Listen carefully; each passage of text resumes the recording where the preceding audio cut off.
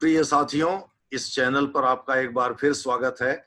आज एक नए टॉपिक के साथ मैं आया हूं भारत चीन सीमा विवाद को लेकर। चूंकि आजकल ये बहुत सुर्खियों में है और हर चैनल पर किसी न किसी टाइम पर इस पर बहस हो रही है। देश में भी एक बहस छिड़ी हुई है और विरोधी दल भी मोदी सरकार से कई तरह के प्रश्न पूछ रहे हैं। यह जो मैटर है या यह जो टॉपिक है, ये केवल यूपीएससी या स्टेट सिविल सर्विसेज की तैयारी करने वाले विद्यार्थियों के लिए ही उपयोगी नहीं है, बल्कि जनरल रीडर या जनरल उन लोगों के लिए भी उपयोगी है जो देश हित में कुछ सोचते हैं या जो इन सब मुद्दों को लेकर के जागरूक हैं। तो इससे कोई भी लाभान्वित हो सकता है। इसमें बड़ी विस्तृत तरीके से मैंने चीजों को बताने की कोशिश किया है और इसमें डायग्राम और मटेरियल दोनों का सहारा लिया गया है। जैसा कि आप पहले पेज को देखें, इसमें भारत चीन सीमा विवाद के मुख्य वो जगह दिखाए गए हैं जो लाइन ऑफ एक्चुअल कंट्रोल जिसका निर्धारण 1993 में हुआ था। एक्चुअली नरसिम्हा राव सरकार की समय भारत और चीन के बीच एक एग्रीमेंट हुआ था। उसको ट्रीटी तो नहीं कह सकते, एग्रीमेंट कह सकते हैं। ट्रीटी चूंकि अंतरराष्ट्रीय कानून के अंतर्गत United Nations Convention on the Laws of Treaties 1969 के तहत बाइंडिंग होती है। तो ये एक एग्रीमेंट था जिसको हम agreement for piece and tranquillity कहते हैं। तो यानी शांति और प्रशांति संबंधी समझौता इसको कहा जा सकता है।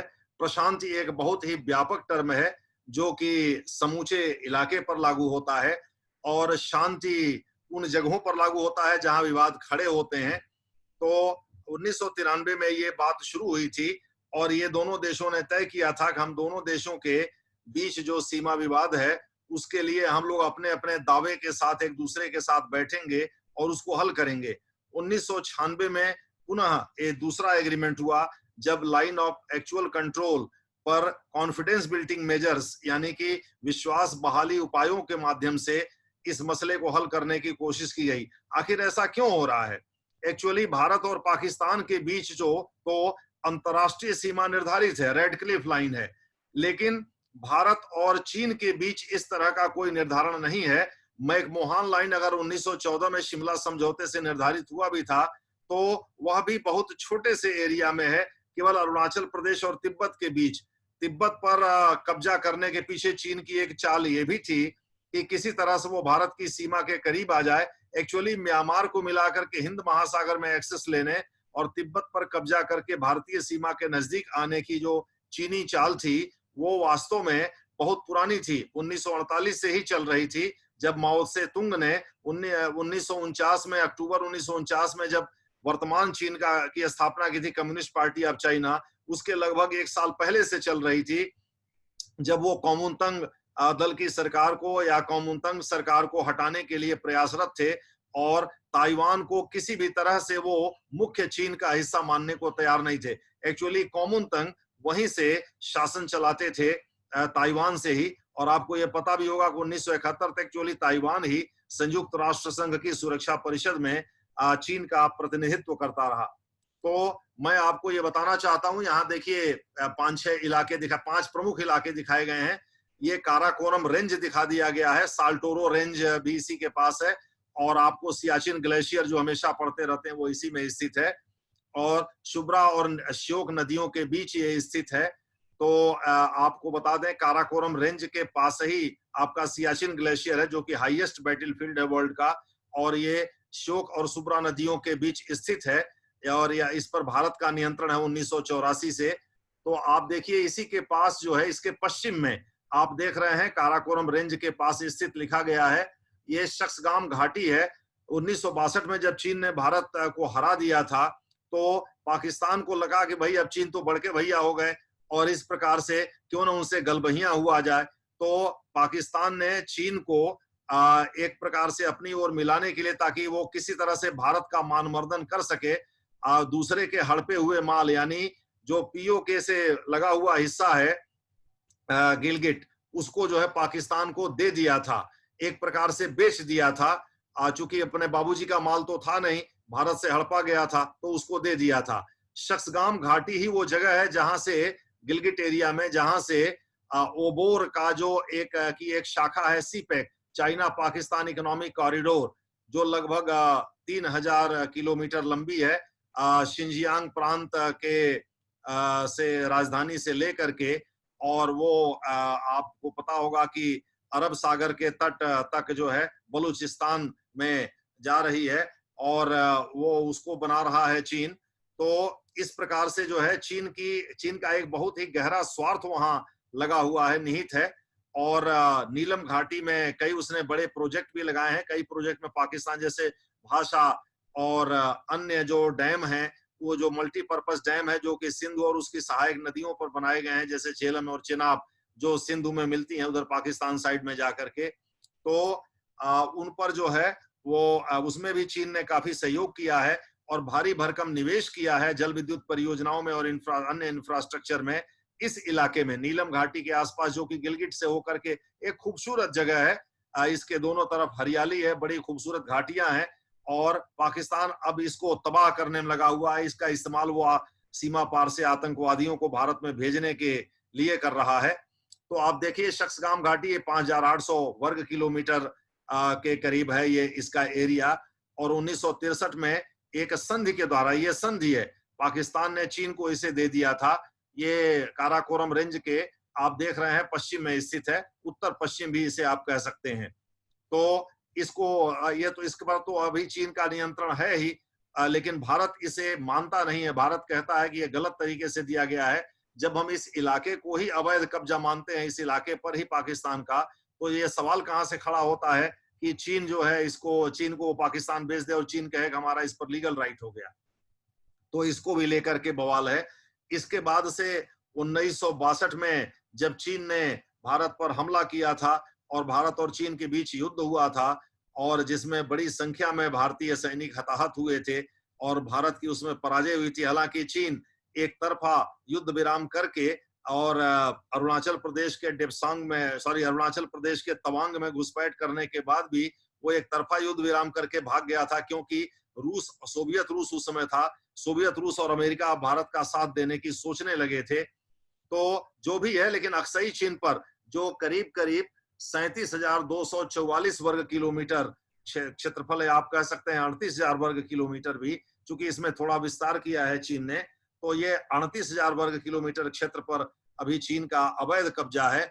और अभी आपने देखा कि 5 अगस्त 2019 को जब केंद्रीय गृह मंत्री अमित शाह ने जम्मू कश्मीर के वर्तमान स्टेटस को लागू करने की घोषणा की थी, यानी पुराने स्टेटस को बदलने 370 के अंतर्गत जो था, तो उन्होंने ये कहा था कि जब हम जम्मू कश्मीर की बात करते हैं तो उसमें पीओके और अक्साई चीन दोनों शामिल हैं। तो अक्साई चीन पर ये कब्जा है अवैध। अक्साई चीन वास्तव में लद्दाख का ही विस्तार है, और चीन का मतलब एक्चुअली दर्रा होता है। तो ये इसका चाइना से कोई लेना देना नहीं है, ये एक्चुअली तिब्बती लैंग्वेज है जिसका मतलब जो होता है वो दर्रा होता है। ये दौलत बेग ओल्डी, जो कि भारत और चीन के बीच अंतिम पॉइंट है, आप कह सकते हैं कि जो पेंगोंग सो झील है उसके ठीक पहले पूर्वी लद्दाख में ये डेप्सांग के ऊपर दौलत बेग ओल्डी है, जो कि अंतिम पॉइंट है। उसके बाद अगर आप पार करेंगे तो सीधे चाइना में चले जाएंगे, चाइना के इलाके में। तो दौलत बेग ओल्डी उसके पास है, लेकिन विवाद एक्चुअली डेप्सांग को लेकर के है। डेप्सांग भी इसी अक्साई चीन के पास है। यहाँ चीनी सैनिक अक्सर घुसपैठ किया करते हैं। आगे हमने लिखा भी है कि किस प्रकार से डेप्सांग और चुमर में बदमाशी करते रहते हैं वहां के पीपल लिबरेशन आर्मी के जो लोग हैं, जो चाइना की वहाँ चाइना कम्युनिस्ट पार्टी की एक्चुअली सेना है। वो चाइनीज गवर्नमेंट की सेना नहीं है। चाइना एकमात्र देश है दुनिया का जहाँ की सेना उसके पार्टी की सेना, इसीलिए वहां का जो जनरल सेक्रेटरी होता है वो वहां का प्रेसिडेंट भी होता है।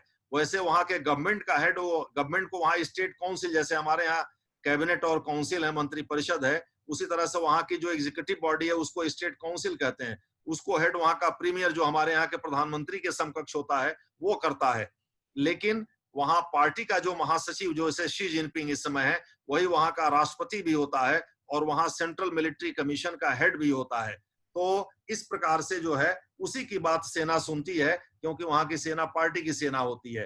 तो जब शी जिनपिंग भारत आए थे तो चुमर में लगभग 3 सप्ताह तक के लिए स्टैंड ऑफ हुआ था और वहां घुसपैठ। चूंकि चीनियों की एक आदत है, ये जब कोई बड़ा नेता भारत आता है तो ये खुद को विक्टिम दिखाने लगते हैं, ताकि दुनिया की सहानुभूति जीत सकें और भारत को एग्रेसर के रूप में शो कर सकें।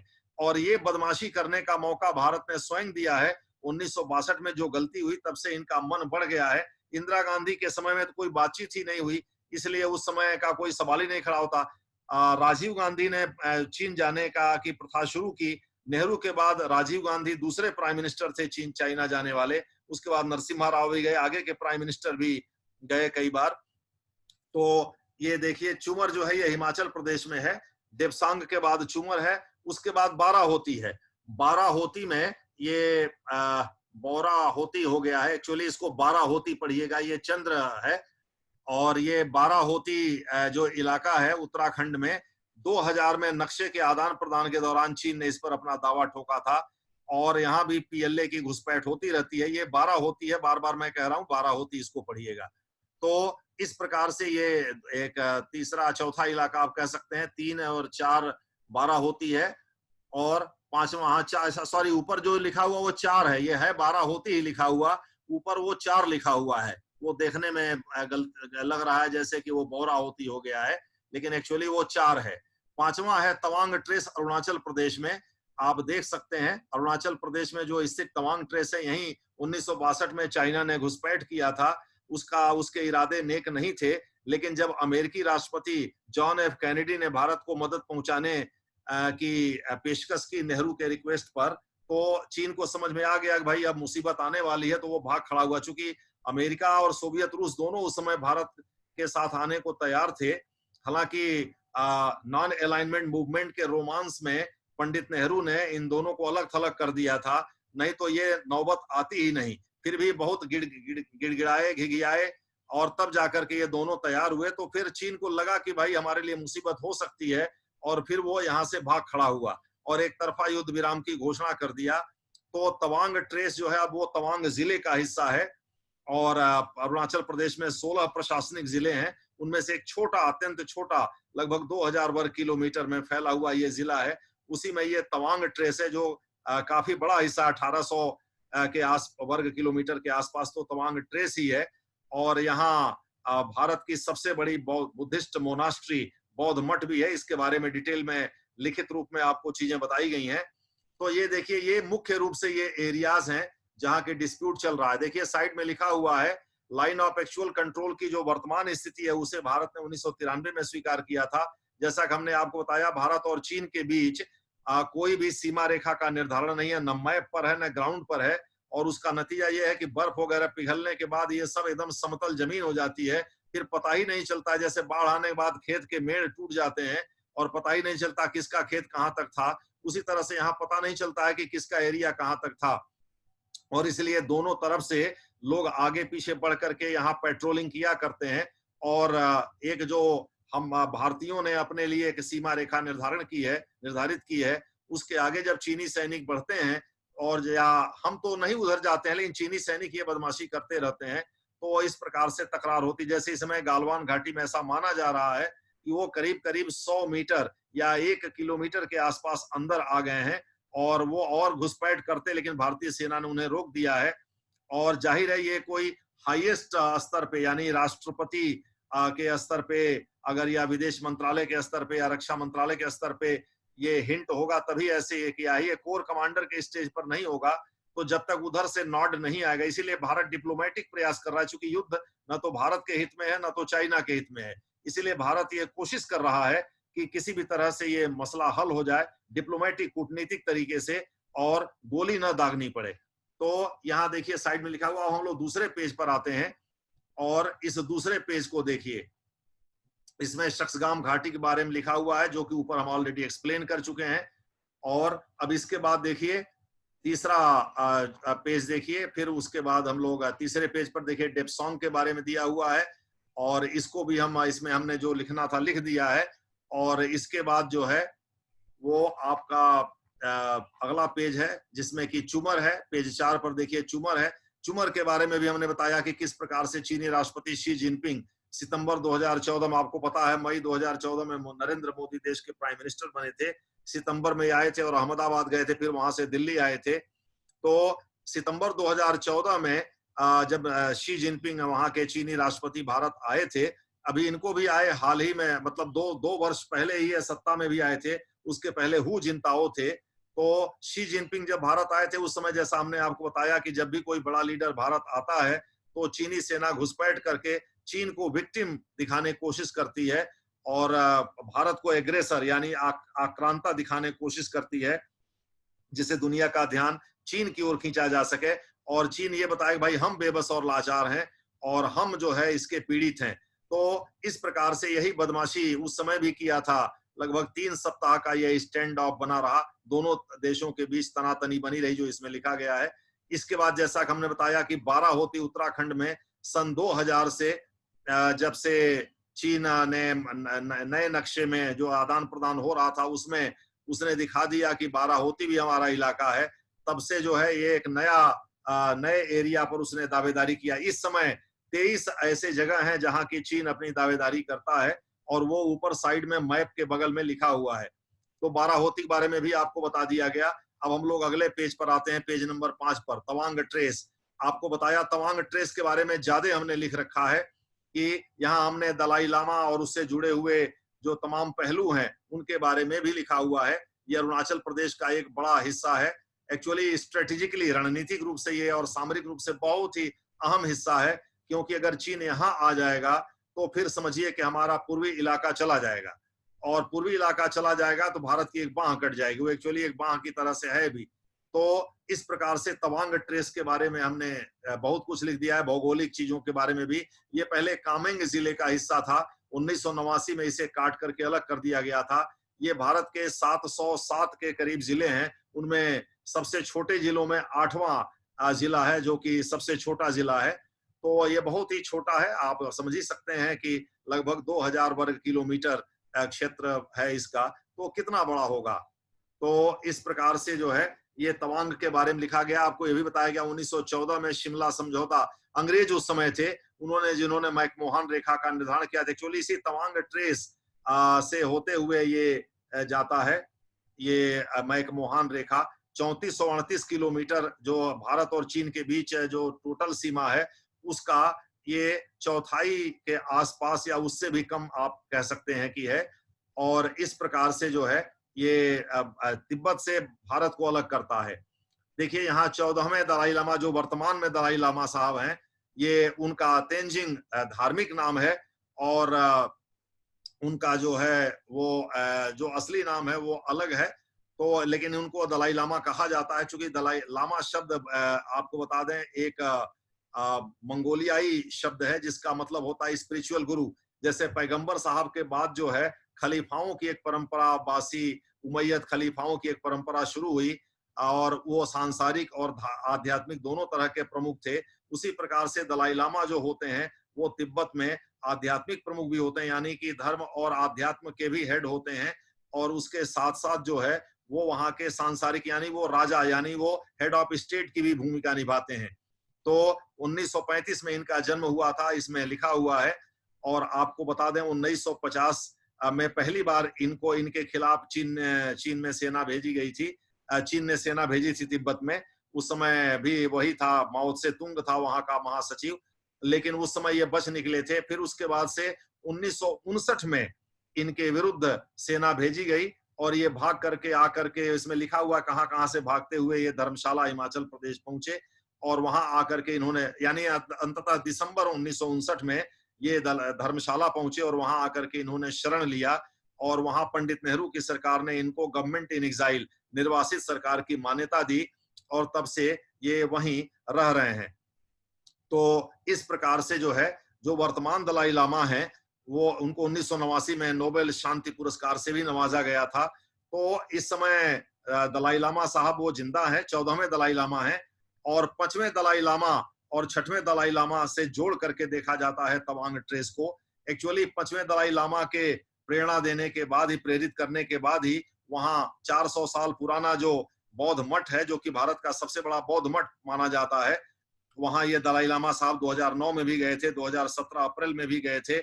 और इसको लेकर के चीन विरोध करता है क्योंकि वो दक्षिणी तिब्बत का हिस्सा मानता है डेप्सांग उसको, तवांग को। और पूरे अरुणाचल प्रदेश को कई बार वो बोलता है, अरुणाचल प्रदेश के कई नाम वो बदल भी चुका है।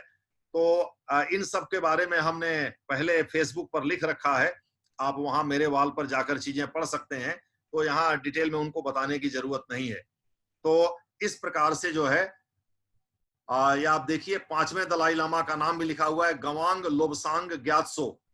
एक्चुअली ग्यात्सो वर्तमान दलाई लामा को भी कहते हैं, लेकिन मुख्य रूप से तेंजिंग कहते हैं। ये आध्यात्मिक नेम है, जिसका मतलब आध्यात्मिक पुरुष होता भी है, और ग्यात्सो भी लगाया जाता है, लोब्सांग भी लगाया जाता है। तो ये उस परंपरा का हिस्सा है जिस परंपरा में वहां दलाई लामा होते रहे हैं। 14वीं-15वीं शताब्दी से लेकर के अब तक जो दलाई लामा हुए हैं, वो सब के सब जो हैं इसी परंपरा के हिस्सा हैं। अब इसमें देखिए आगे क्या, पेज 7वां देखिए, इसमें आपको लिखा गया है कि किस प्रकार से 5वें दलाई लामा के कथानक से यह जगह जुड़ी हुई है। 6ठे दलाई लामा का जन्म यहीं हुआ था, यह भी लिखा हुआ है। उनका नाम भी लिखा हुआ है, सांग्यांग ग्यात्सो था, इसलिए यह स्थान दलाई लामा का तिब्बतियों के लिए पवित्र है। तवांग मठ की स्थापना मेरा लामा लोदरो ग्यात्सो ने 5वें दलाई लामा की इच्छा अनुसार किया था। 30 मार्च 1959 को वर्तमान दलाई लामा भागकर चीनी प्रहार से बचने के लिए, देखिए लिखा हुआ है ब्रैकेट में, यहीं आकर कुछ दिन शरण लिए रहे, यानी तवांग ट्रेस में आकर शरण लिए रहे। फिर वहां से 18 अप्रैल को ये तेजपुर असम चले गए थे, जो कि वहां लिखा हुआ है, और फिर वहां से धर्मशाला आ गए थे हिमाचल प्रदेश में। तो ये आपके 7वें पेज पर ये सब चीजें। 8वें पेज पर देखिए वर्तमान सीमा विवाद क्या है। गलवान घाटी आपको बता दें, जो कि पूर्वी लद्दाख का हिस्सा है, और ये जो पेंगोंग सो वहां की झील है, उसके एक छोर, उत्तरी छोर के पास बसा हुआ है। तो यही माना जा रहा है कि जो चीनी सैनिक हैं वो 100 मीटर से लेकर 1 किलोमीटर तक अंदर घुस आए हैं। कुछ लोग 1.5 किलोमीटर तक भी बोल रहे हैं घुस आए हैं। और भारत गोली नहीं चलाना चाहता, क्योंकि गोली चलाने के बाद झड़प नहीं रह जाएगी, फिर वो युद्ध में तब्दील हो जाएगा। अभी इस समय भारत भी कोरोना से जूझ रहा है, तो वो चाहता है कि चीन पर दबाव बनाकर, हालांकि भारत ने मोर्चा ले लिया है और उसने चीन को 2 टूक शब्दों में कह दिया है कि भाई हम हर ऑप्शन के लिए तैयार हैं, अब तय आपको करना। लेकिन पहले कोशिश ये कि आपको पता है कि 70 प्लस दिन लगे थे डोकलाम विवाद सुलझाने में, और अंततः जाकर के वो स्टैंड ऑफ डिफ्यूज हो गया था, हल हो गया था। वही स्थिति यहाँ भी हो सकती है। तो अभी 5 मई से ये घुसपैठ शुरू हुई, अभी तो 5 जून को 1 महीना होगा। तो मुझे लगता है कि अभी अगले 7 जून को बातचीत होनी है लेफ्टिनेंट जनरल रैंक के अधिकारियों के बीच। तो उसके बाद से फिर देखते हैं कि आगे किस तरह से चीजें मोड़ लेती हैं। लेकिन भारत ने भी मोर्चा ले लिया है। वहां अगर 5000 चीनी सैनिक हैं, तो 5 से 5,500 के करीब भारतीय सैनिक भी डटे हुए हैं। वहां टैंक भी लगा दी गई है, जिनकी संख्या करीब 100 बताई जा रही है, और ब्रह्मोस मिसाइल भी लगा दी गई है। सुखोई MK-30 MKI, जो भारत का जो फ्रंट लाइन फाइटर बॉम्बर है, उसको भी लगा दिया गया है। और उसके साथ साथ जो है वो मिराज श्रेणी के कुछ फाइटर हैं, कुछ अन्य हैं, उनको भी वहां लगाया गया है। तो इस प्रकार से भारत ने भी मोर्चा ले लिया है। भारत भी पीछे हटने को तैयार नहीं है, और उसकी एक ही बात है कि भाई आप पहले इस इलाके से, गलवान घाटी से पीछे जाइए, और फिर हम आगे बातचीत करेंगे। और फिर लाइन ऑफ एक्चुअल कंट्रोल, आपको बता दें कि इसमें हमने समस्या लिखी है कि लाइन ऑफ एक्चुअल कंट्रोल का निर्धारण जब किया गया था, उस समय यह बात हुई थी कि भाई दोनों लोग आपस में बैठ करके इन चीजों को हल करेंगे। तो भारत का कहना है भाई पहले आप पीछे जाइए, फिर लाइन ऑफ एक्चुअल कंट्रोल के निर्धारण के लिए हम लोग, जैसे तय हुआ है, इसको कहते हैं स्टैंडर्ड ऑपरेटिंग प्रोसीजर, SOP जो तय हुआ है, उसके अनुसार हम लोग बातचीत करेंगे। अब आ जाइए, इसमें आगे दिया हुआ है 4 finger and 8 finger area. Actually Pangong झील के उत्तरी किनारे पर जो निर्जन पर्वत हैं, उनसे अंगुली की तरह से उनसे चीजें जट आउट की हुई हैं, बाहर निकली हुई हैं, यानी उनकी पर्वत की जो शाखाएं हैं वो बाहर की तरफ निकली हुई हैं। उसी के आधार पर वो सेना जो है इसके डिमार्केशन के लिए, जहां 4 एक तरफ 4 निकली हुई है, एक तरफ 8 निकली हुई हैं, तो 4 फिंगर और 8 फिंगर एरिया उसको कहा जाता है। तो इसको भी लेकर के बवाल है, क्योंकि 1 फिंगर से 8 फिंगर तक भारत कहता है हमारा है, और 2 फिंगर से 8 फिंगर तक चीन कहता है हमारा है। तो इस प्रकार से दोनों देशों के बीच इस समय इसको भी लेकर के तनातनी है, और ऐसा माना जा रहा है कि यहाँ 4 फिंगर एरिया में भी कुछ चीनी जमावड़ा है, जिसको लेकर के भारत की आपत्ति है। तो ये 4 फिंगर और 8 फिंगर हो गया। अब आ जाइए आगे, पेज नंबर 9, उसी के बारे में लिखा हुआ है, समझाया गया है कि ये 4 फिंगर 8 फिंगर का मतलब क्या होता है, और ये बताया गया है कि इस समय चीन भारत से क्यों इस तरह से तनातनी करने पर तुला हुआ है। तो अभी नरेंद्र मोदी ने जो आत्मनिर्भर भारत की बात की थी, आप लोगों को पता है कि भारत और चीन के बीच जो व्यापारिक रिश्ते हैं, वो इस समय अगर अनऑफिशियल माने तो वो 100 अरब अमेरिकी डॉलर के आसपास पहुंच गए हैं। लेकिन ऑफिशियली 2018 के एंड तक जो पक्का डेटा उपलब्ध है, बल्कि 2019 अप्रैल तक कह सकते हैं, मार्च के बाद तक, वो करीब करीब 72 अरब अमेरिकी डॉलर का है, जिसमें से करीब करीब 62 से 63 अरब अमेरिकी डॉलर के आसपास जो है चीन हमको सामान बेचता है, और हम 9 अरब अमेरिकी डॉलर के आसपास चीन को सामान बेच पाते हैं। यानी कि हमारा व्यापारी घाटा बहुत बड़ा है। दूसरे शब्दों में चीन हमसे एक तरफा कमा कर ले जाता है, और जाकर के उधर वो बदमाशी करता है। वह पाकिस्तान को जाकर के सपोर्ट करता है।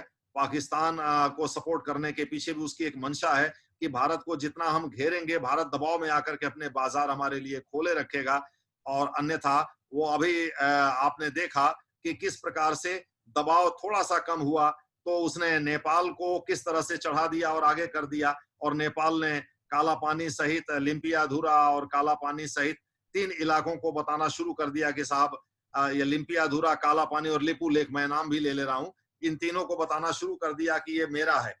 तो चीन की ये चाल रहती है कि भारत के ऊपर किसी तरह से दबाव बनाया जाए। मालदीव में सत्ता परिवर्तन के बाद वहां चीन की चाल कमजोर हो गई है, बांग्लादेश में उस तरह से चल नहीं रही है, अफगानिस्तान में नहीं चल रही है। तो श्रीलंका में भी इस समय की जो सरकार है, खास करके जो नए वहां राष्ट्रपति आए हैं, और राजपक्षा साहब जो महिंदा राजपक्षा हैं, वो खुद प्रधानमंत्री बने हैं। गोटबाया राजपक्षा जो उनके भाई हैं, वही वहां के राष्ट्रपति बने हैं। तो अब महिंदा राजपक्षा को भी लगने लगा है कि चीन के साथ जो याराना 2013 में हमने शुरू किया था वो गलत है। उसके बाद वो हार गए थे, आप लोगों को पता ही है कि किस प्रकार से वहां राष्ट्रपति बदल गए थे। पहले वो जो उस समय चुनाव हुए थे 2014 में, उस समय महिंदा राजपक्षा चुनाव हार गए थे, और मैत्रीपाल सिरिसेना वहां के राष्ट्रपति बने थे। तो वहां के लोग इसका मतलब महिंदा राजपक्षा की उस नीति को स्वीकार नहीं किए थे। इसलिए श्रीलंका ने भी, इसके बावजूद कि हम्बन टोटा में चीन अपनी दादागिरी जमाने में लगा हुआ है, और वहां से अपने सैन्य, खास करके नौसैनिक ताकत को बढ़ाने में लगा हुआ है, लेकिन बावजूद इसके श्रीलंका ने लो गार्ड मेंटेन किया है। दूसरे शब्दों में चीन के साथ ज्यादा उछल कूद वो नहीं मचा रहा है। तो ऐसी स्थिति में चीन को लगा कि भाई भारत को घेरा कैसे जाए, तो उसने नेपाल को चढ़ा दिया। पाकिस्तान तो है ही उसका उसका चेला। तो इस प्रकार से जितना भारत घिरेगा उतने ही वो क्विड प्रो क्यो, यानी कि भाई आप चलो ठीक, हमारे बाजार का दोहन करो, हम नहीं रोकेंगे। यूपीएससी में तो इससे रिलेटेड एक क्वेश्चन भी पूछा गया है, ईयर मुझे याद नहीं आ रहा है, संभवतः 2015 है, कि क्या भारत ने चीन के साथ सीमा पर शांति बनाए रखने के लिए अपने बाजार खोल रखे हैं। तो इस प्रकार से वो ये गलती मनमोहन सिंह के समय में भी हुई और अटल बिहारी वाजपेयी के समय में भी हुई कि उन लोगों ने चीन की इस मंशा को नहीं समझा। अब नरेंद्र मोदी ने आत्मनिर्भर भारत की जो बात की है, उससे भी चीन थोड़ा घबराया हुआ है। उसको लगता है कहीं ऐसा हुआ तो भारत का बाजार उसके लिए सिकुड़ जाएगा। यूरोप का बाजार ऑलरेडी उसके लिए सिकुड़ गया है, अमेरिका का बाजार ऑलरेडी उसके लिए सिकुड़ गया है। तो ऐसी स्थिति में चीन जो है अपनी औकात में, चूंकि चीन के जीडीपी में करीब करीब 56% हिस्सा विश्व व्यापार का ही होता है, तो इस प्रकार से चीन घबराया हुआ है। इस समय करीब करीब 2000 बिलियन अरब अमेरिकी डॉलर के बाद उसके पास फॉरेन एक्सचेंज रिजर्व, विदेशी मुद्रा का भंडार है, और इसीलिए वो उछल कूद, जानते हैं लक्ष्मी चंचला होती हैं, और जिसके पॉकेट में रहती है वो आदमी कूदता रहता है। तो चीन भी इस समय जो बदमाशी कर रहा है वो इसीलिए कर रहा है, लेकिन आगे वो इतनी बड़ी सेना रख पाएगा कि नहीं रख पाएगा, अपनी वर्तमान स्थिति को मेंटेन कर पाएगा कि नहीं कर पाएगा, इसको लेकर के उसको चिंता सता रही है। तो आत्मनिर्भर भारत एक बात है। दूसरा ये है कि गिलगिट को भारत अपना क्षेत्र कहता है, और वहीं से वो सीपेक को निकाल रहा है। तीसरे चौथे अन्य इश्यूज भी हैं जो दक्षिण चीन सागर से जुड़े हुए हैं, उसके अपने घरेलू समस्याएं, हांगकांग वगैरह में जो हो रहा है। उसी प्रकार से जो भारत के दक्षिण पूर्व में जो स्थिति है, वहां भी चीन, खास करके वियतनाम है, ताइवान है, इनको लेकर के चीन घिरता हुआ महसूस कर रहा है, और उसको यह डर भी लग रहा है कि कहीं नरेंद्र मोदी ताइवान को स्वतंत्र देश की मान्यता न दे दें, और इस प्रकार से टू चाइना पॉलिसी को भारत में अपनाने लगे। तो भारत को डराने का यही एक तरीका है कि सीमा विवाद खड़ा करो, भारत में पर दबाव बनाओ। भारत जब डरेगा तो ऐसी स्थिति में वह ये सब खुराफात करना बंद कर देगा। और इसके बाद आपका आखिरी पेज है, उसी से रिलेटेड है, उसी का विस्तार है, जिसमें लिखा गया है कि भाई पेंगोंग सो झील के उत्तरी छोर पर निर्जन पहाड़ों का एक हिस्सा, जिनको चन्मो कहा जाता है, को सेना फिंगर कहकर पुकारती है।